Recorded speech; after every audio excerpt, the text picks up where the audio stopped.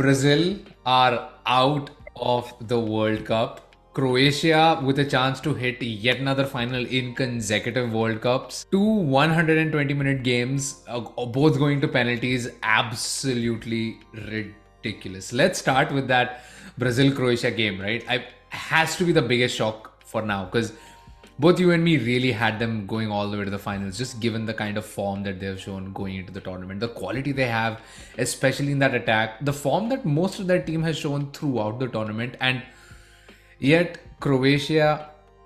Maybe if they learn to defend. Maybe if they learn to defend. It's You not even can't. that. I feel like I'm convinced at this point that the only reason Real Madrid have been so good is because of this one guy, Luka Modric, who just has this weird mentality that he brings to any team that he plays for.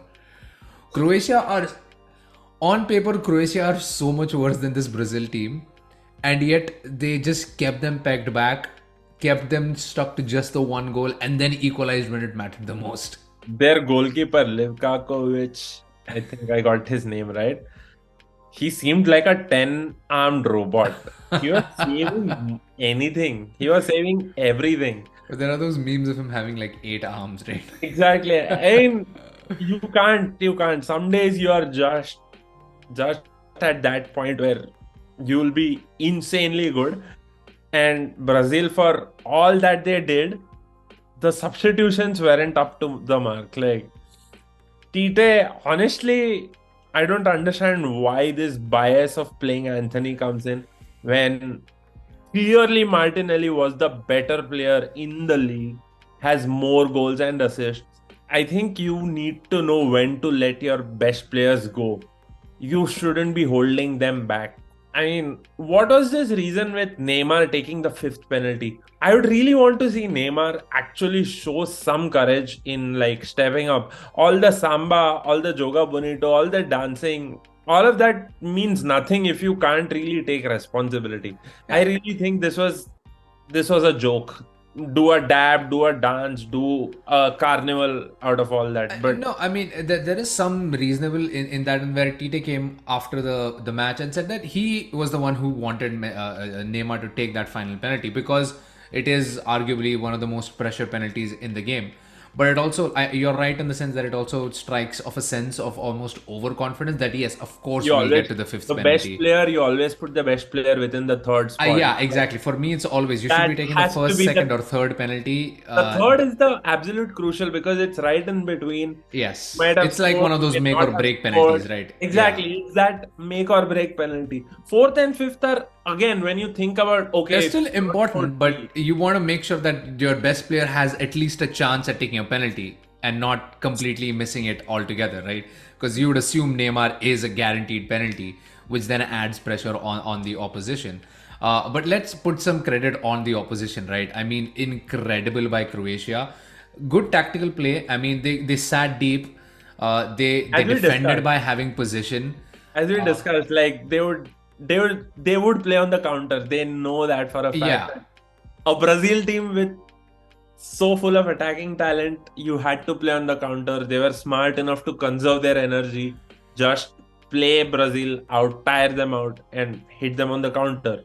yeah, and the other thing I think where this game was really decided was that midfield. I think Brozovic, Modric, Kovacic just had an incredible game amongst the three of them, and Brazil, for whatever reason, were not able to address them because primarily because Casemiro is kind of like the only real midfielder in that team because Paqueta goes forward, Neymar is playing in a midfield role, but is essentially an attacker for them as well. And I think that was another kind of area where Tite should have probably made some changes, right? I mean, why bring someone like Bruno Guimaraes, who's had an incredible domestic season?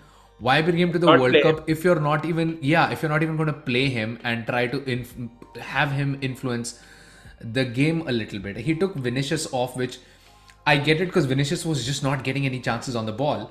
But then why would you substitute a wide player with another wide player who's again just not going to have time on the ball? Put someone in the midfield, push Neymar out to his more natural left side position and see what happens. This game was in Brazil's hand, I feel like, and they just It's a missed tactical so mistake. many chances. They Yep, missed so they many did. chances.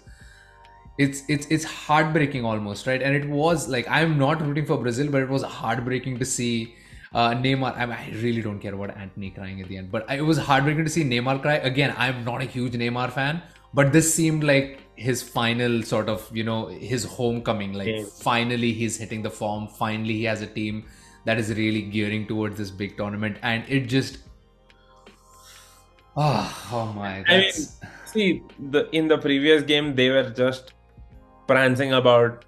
Their celebrations went over the top a little bit, almost borderline humiliating. I mean, when you laugh too much, sometimes you have to cry, and maybe this was the moment for Brazil. Hey, here's your result. Take the flight out. Bye bye. See you maybe in 2026. Yeah, I mean, they're definitely going to have. Neymar will have to be in tip top shape. He'll probably be more of a bit part player around then, I guess. So he might still get a chance, because the Brazil team still has a very young spine. I think that Casemiro role, they will have to find a long term heir for that position. Not to mention their defense with Allison, kind of. Maybe he'll have another a World Cup in it, but probably not Marquinhos, probably not Thiago, probably not Danilo. They're gonna have to really dig in and find some really good defensive options to dig in. But hats off to Croatia, man. Hats off to Croatia. Yet another Great semi game. final. And with this kind of mentality, there is nothing stopping them from making another final. Just a quick reminder to please hit like, share, and subscribe if you like that video. And obviously, help the channel grow. It really, really means a lot. And we will see you guys next time. Bye.